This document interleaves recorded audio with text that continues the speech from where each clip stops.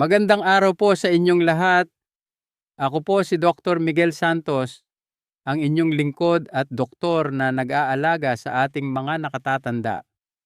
Isang karangalan po para sa akin na ibahagi sa inyo ang mga kaalaman na makakatulong para sa isang malusog at masayang pamumuhay. Alam niyo po ba na ang mga sakit sa puso o cardiovascular diseases, CVDs, ang pangunahing sanhi ng pagkamatay sa buong mundo? Tinatayang 17.9 milyong buhay ang nawawala bawat taon dahil dito. Kadalasan hindi natin namamalayan na mayroon na pala tayong mga kondisyon tulad ng alta presyon at mataas na kolesterol hanggang sa ito ay mauwi sa malubhang karamdaman. Kaya naman napakahalaga na magsimula tayo sa mga hakbang para maiwasan ito habang maaga. Ang magandang balita po, mga lolo at lola, ay may mga biyaya ang kalikasan na puno ng sustansya na makakatulong sa kalusugan ng ating puso. Ang pagsasama ng 7 prutas na ito sa ating pang-araw-araw na pagkain ay maaaring makapagpabuti ng malaki sa ating cardiovascular well-being. Una, alamin natin ang tungkol sa abokado.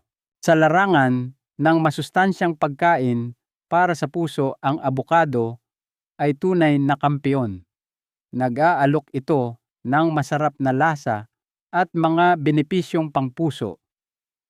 Ang kremang berdeng prutas na ito ay hindi lamang isang culinary delight, kundi isang powerhouse din ng mga sustansya na sabay-sabay na sumusuporta sa kalusugan ng puso.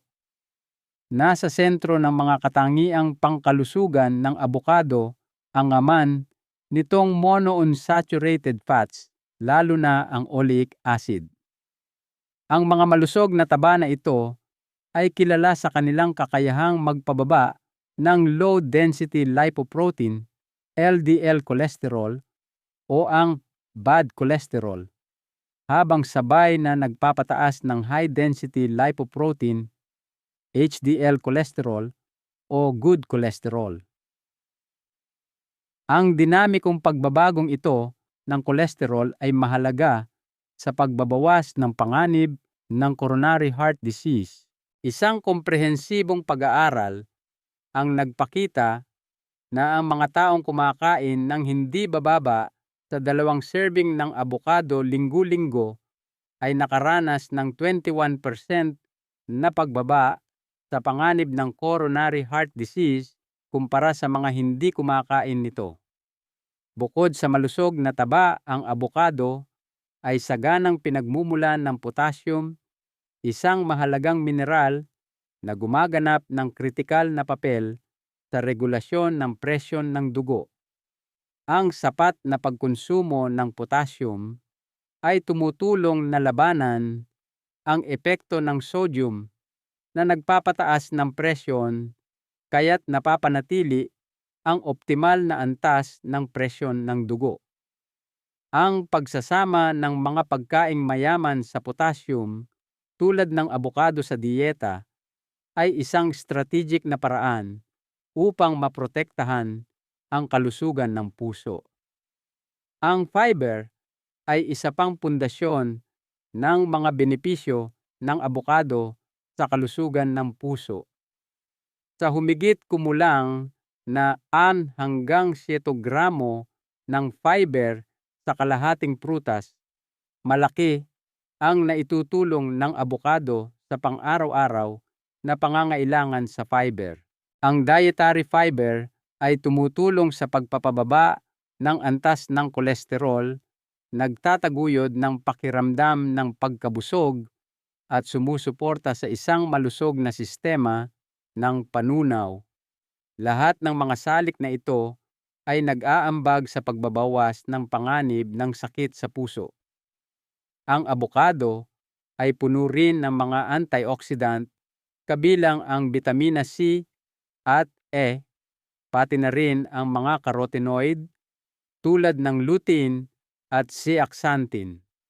Ang mga compound na ito ay lumalaban sa oxidative stress at pamamaga na parehong sangkot sa pagkakaroon ng mga sakit sa puso.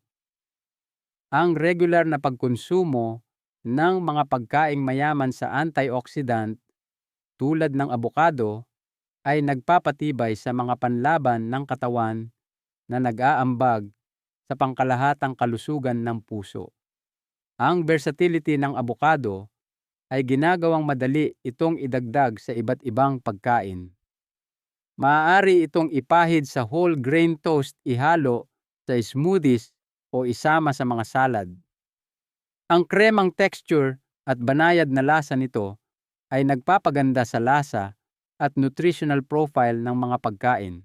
Bukod dito, ang pagpapalit ng abokado sa mga saturated fats tulad ng paggamit ng avocado spread sa halip na mantikilya ay maaaring lalong magpalakas sa mga epektong proteksyon nito sa puso. Pangalawa, mansanas. Ang mansanas ay isang walang kupas na simbolo ng kalusugan na kumakatawan sa parehong kasimplihan at malalim na mga benepisyo sa kalusugan. Ang hindi kapansin-pansing prutas na ito na ipinagdiriwang sa kasabihang "An apple a day keeps the doctor away" ay nag-aalok ng isang symphony ng mga sustansya at compound na magkakasuwato na sumusuporta sa kalusugan ng puso. Nasa puso ng mga katangiang proteksyon ng mansanas ang laman nitong soluble fiber, lalo na ang pectin. Ang anyong ito ng fiber ay nagsisilbing natural na regulator na kumakapit sa low-density lipoprotein, LDL cholesterol sa sistema ng panunaw at pinapadali ang pag-alis nito mula sa katawan. Ang regular na pagkonsumo ng mansanas ay naiugnay sa pagbaba ng antas ng LDL cholesterol, kaya't nababawasan ang panganib ng atherosclerosis at sakit sa puso. Isang komprehensibong pagsusuri ang nagpakita na ang araw-araw na pagkonsumo ng isang katamtamang laking mansanas ay maaaring magpababa ng presyon ng dugo, kolesterol at pamamaga na nag-aambag sa pinabuting kalusugan ng puso. Bukod sa fiber, ang mansanas ay sagana sa polyphenols. Ipinapakita ng pananaliksik na ang polyphenols sa mansanas ay maaaring hadlangan ang oksihenasyon ng LDL cholesterol, isang kritikal na hakbang sa pag-iwas sa pagbuo ng plaque sa loob ng mga pader ng ugat. Kapansin-pansin, ang quercetin, isang flavonoid na laganap sa mansanas, ay nagpakita ng mga epektong anti-inflammatory at anti-hypertensive na tumutulong sa regulasyon ng presyon ng dugo. Ang mansanas ay naglalaman din ng katamtamang dami ng potassium na tumutulong na bawasan ang tensyon sa mga pader ng daluyan ng dugo. Ang pagsasama ng mansanas sa dieta ay maaari ring makatulong sa pamamahala ng timbang, isang mahalagang aspeto ng kalusugan ng puso. Ang kombinasyon ng fiber at tubig sa mansanas ay nagtataguyod ng pakiramdam ng pagkabusog na binabawasan ang pangkalahatang pagkonsumo ng calorie. Ipinakita ng mga pag-aaral na ang mga taong regular na kumakain ng mansanas ay may posibilidad na magkaroon ng mas mababang body mass index BMI na nauugnay sa mas mababang panganib ng mga sakit sa puso. Ang mansanas ay madaling maidagdag sa iba't ibang pagkain at merienda. Maaari itong kainin ng sariwa lutuin o isama sa mga salad at cereal. Ang malutong na texture at natural na tamis nito ay nagpapaganda sa parehong lasa at nutritional value. Bukod dito, ang pagpapares ng mansanas sa mga toppings na malusog sa puso tulad ng almond butter o pagdaragdag ng mga hiwa sa oatmeal maaaring lalong magpalakas sa mga benepisyo nito sa puso. Pangatlo, berries. Sa makulay na spectrum ng mga pagkaing malusog sa puso, ang mga berry ay namumukod-tangi bilang makapangyarihang mga kaalyado para sa kalusugan ng puso. Ang mga berry kabilang ang strawberries, blueberries, raspberries, at blackberries ay mababa sa calories ngunit puno ng mahahalagang sustansya. Partikular na mataas ang mga ito sa dietary fiber vitamina C, vitamina K, at isang hanay ng mga antioxidant, lalo na ang anthocyanins na nagbibigay sa mga prutas na ito ng kanilang makulay na kulay at nagbibigay ng maraming benepisyo sa kalusugan. Ang mataas na nilalaman ng fiber ay tumutulong na magpababa ng antas ng kolesterol habang ang vitamina C at K ay sumusuporta sa integridad ng daluyan ng dugo at nagtataguyod ng wastong pamumuo ng dugo. Ang mga anthocyanin na matatagpuan sa mga berry ay malakas na antioxidant na tumutulong na labanan ang oxidative stress. Ang mga compound na ito ay binabawasan ang pamamaga, nagpapababa ng presyon ng dugo at nagpapahusay sa paggana ng daluyan ng dugo. Ipinakita ng mga pag-aaral na ang regular na pagkonsumo ng mga berry na mayaman sa anthocyanin ay maaaring humantong sa makabuluhang pagpapabuti sa paninigas ng ugat at regulasyon ng presyon ng dugo. Ang mataas na antas ng low-density lipoprotein, LDL cholesterol, ay isang kilalang risk factor para sa sakit sa puso.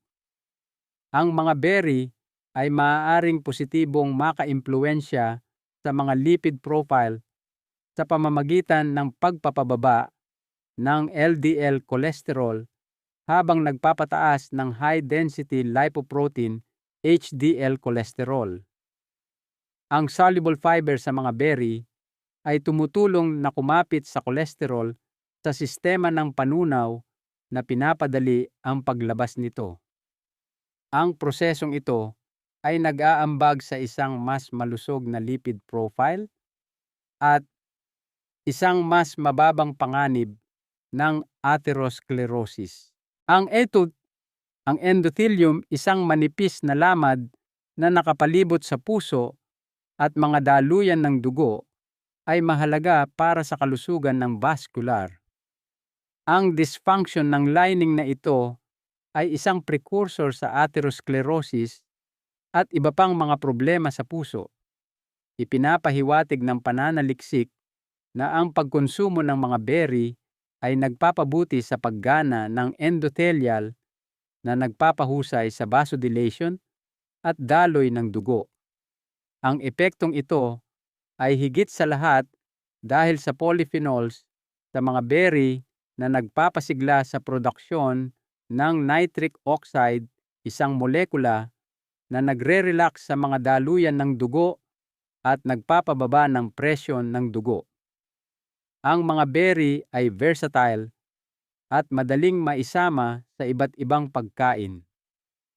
Maaari silang ihalo sa smoothies, iwiwisik sa mga cereal, idagdag sa mga salad o kainin bilang isang standalone na merienda. Para sa pinakamainam na benepisyo sa kalusugan ng puso, layuning isama ang hindi bababa sa 3 serving ng mga berry bawat linggo. Ang kasanayang ito ay naaayon sa pananaliksik na nagmumungkahi ng isang makabuluhang pagbaba sa panganib ng atake sa puso sa mga regular na kumakain ng berry. Pang-4, kiwi. Ang isang kiwi ay nagbibigay ng humigit kumulang 71 hanggang 85% ng pang-araw-araw na pangangailangan ng isang matanda sa bitamina C kasama ang makabuluhang dami ng bitamina E, bitamina K, potassium at dietary fiber. Ang mga sangkap na ito ay nagtutulungan upang suportahan ang iba't ibang mga function ng katawan, lalo na ang mga nauugnay sa kalusugan ng puso. Isa sa mga pinakakahanga-hangang benepisyo ng pagkonsumo ng kiwi ay ang potensyal nitong pamahalaan ang presyon ng dugo. Isang pag-aaral na isinagawa ng mga mananaliksik sa Oslo University Hospital ang natagpuan na ang mga kalahok na kumain ng 3 kiwi araw-araw ay nakaranas ng isang kapansin-pansing pagbaba sa presyon ng dugo kumpara sa mga kumain ng isang mansanas bawat araw. Ang epektong ito ay bahagyang dahil sa antioxidant na lutein na matatagpuan sa kiwi na maaaring makatulong na maibsan ang alta presyon. Bilang karagdagan sa regulasyon ng presyon ng dugo, ipinakita na ang kiwi ay nagpapabuti sa mga lipid profile. Ang regular na pagkonsumo ng kiwi ay nauugnay sa pagtaas ng antas ng high-density lipoprotein HDL cholesterol at pagbaba ng triglycerides. Ang mga pagbagong ito ay mahalaga dahil ang mataas na triglycerides at mababang antas ng HDL ay mga risk factor para sa mga sakit sa puso. Ang aman na antioxidant sa kiwi, kabilang ang bitamina C at E, ay gumaganap ng mahalagang papel sa paglaban sa oxidative stress. Bukod dito, ang mga polyphenol at carotenoid na nasa kiwi ay nagpapahusay sa mga epektong anti-inflammatory nito na sumusuporta sa pangkalahatang kalusugan ng puso. Maaari ring maimpluwensyahan ng kiwi ang aktibidad ng platelet na mahalaga para sa pagpapanatili ng pinakamainam na daloy ng dugo at pag-iwas sa mga kondisyon na nauugnay sa pamumuo. Ipinapahiwatig ng pananaliksik na ang pagkonsumo ng 2 hanggang 3 kiwi araw-araw ay maaaring mabawasan ang platelet aggregation, kaya't binabawasan ang panganib ng thrombosis nang hindi negatibong nakakaapekto sa mga antas ng kolesterol. Ang pagsasama ng kiwi sa iyong pang-araw-araw na dieta ay isang madali ngunit epektibong paraan upang samantalahin ang mga benepisyo nito sa proteksyon ng puso. Kainin itong sariwa bilang merienda, ihalo sa smoothies o idagdag sa mga salad para sa isang maasim na lasa. Ang natatanging lasa at nutritional profile nito ay ginagawa itong isang versatile na karagdagan sa iba't ibang mga culinary dish. Pang-5, peras. Ang peras ay hindi lamang masarap at makatas, kundi puno rin ng mga benepisyo para sa kalusugan ng iyong puso. Ang isang katamtamang peras ay may humigit kumulang 101 calories at naglalaman ng 27 gramo ng carbohydrates kasama ang isang mahusay na dami ng dietary fiber, mga 6 na gramo.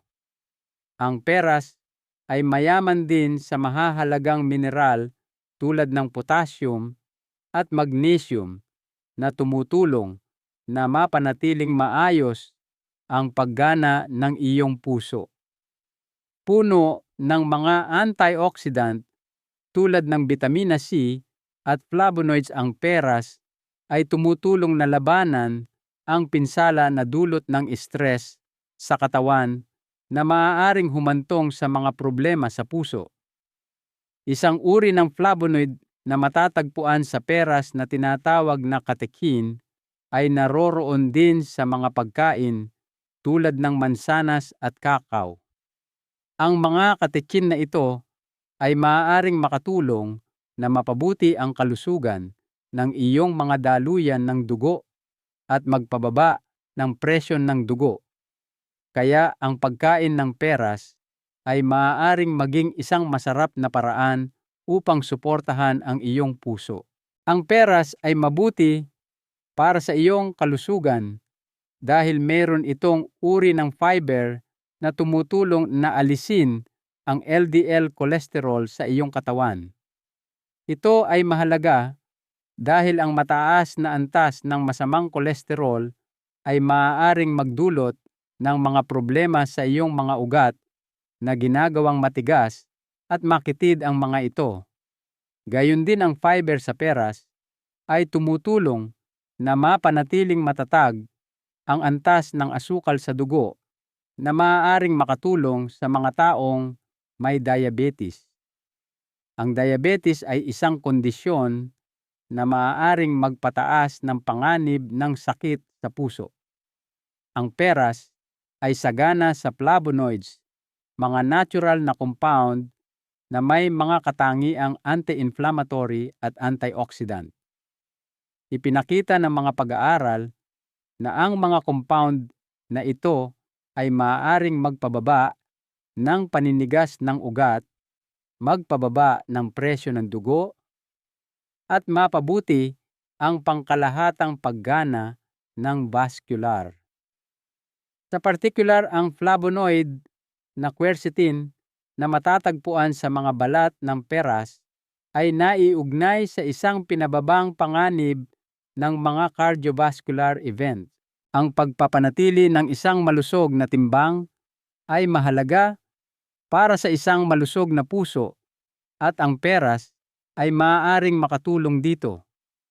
Ang peras ay may maraming fiber at tubig na nagpaparamdam sa iyo na busog. Makakatulong ito sa iyo na kumain ng mas kaunti at kumuha ng mas kaunting calories. Ang pagdaragdag ng peras sa iyong mga pagkain ay maaaring makatulong sa pagbaba ng timbang na maaaring magpababa ng pagkakataon ng mga problema sa puso na nauugnay sa pagiging sobra sa timbang.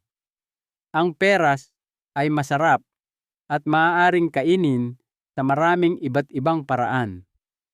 Mahusay itong merienda ng mag-isa, ngunit maaari mo rin itong idagdag sa mga salad oatmeal o yogurt para sa dagdag na nutrisyon. Ang pagluluto nito tulad ng pagbe-bake o poaching ay maaaring maglabas ng natural na tamis nito na ginagawa itong isang malusog na opsyon sa dessert.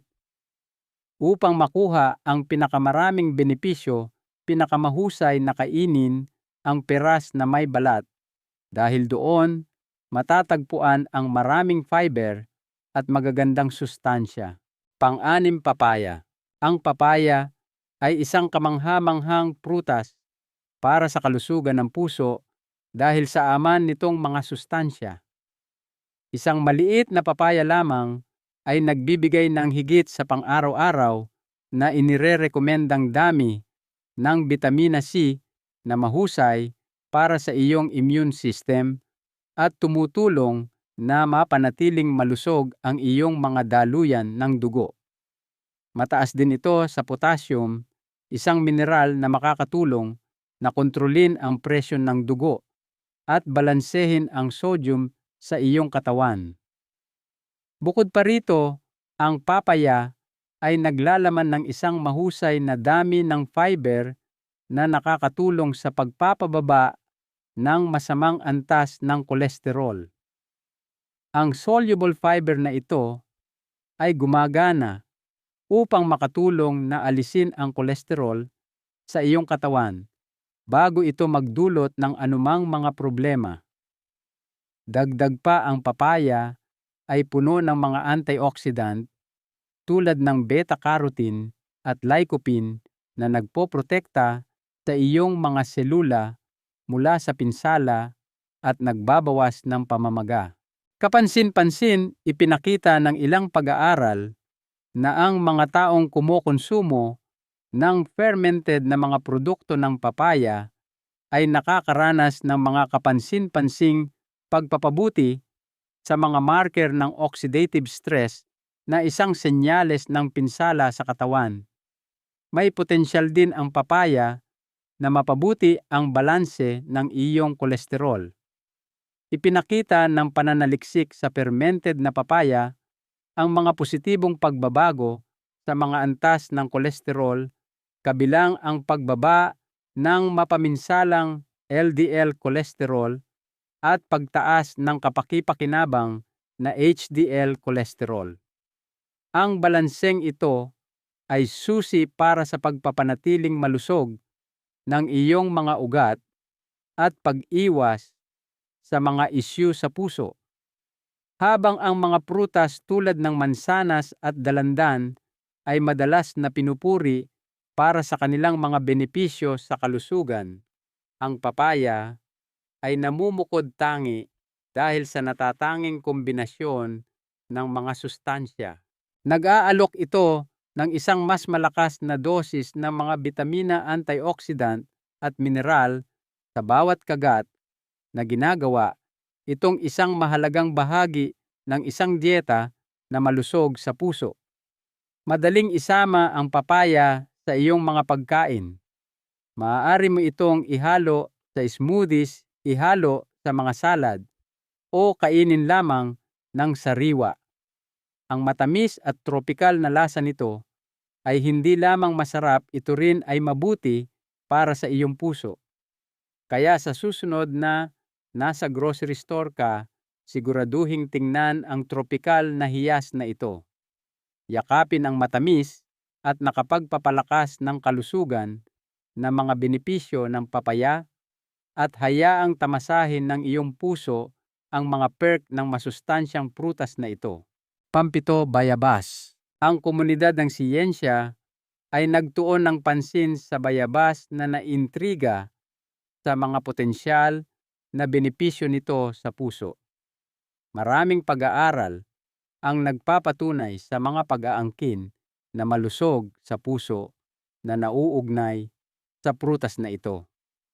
Ipinapahiwatig ng pananaliksik na ang bayabas ay maaaring makabuluhang magpababa ng presyon ng dugo at mga antas ng kolesterol, dalawang pangunahing risk factor para sa sakit sa puso. Ipinakita ng isang groundbreaking na pag-aaral na ang mga individual na kumakain ng bayabas araw-araw bago kumain ay nagpakita ng isang kapansin-pansing pagpapabuti sa kanilang mga antas ng kolesterol at presyon ng dugo.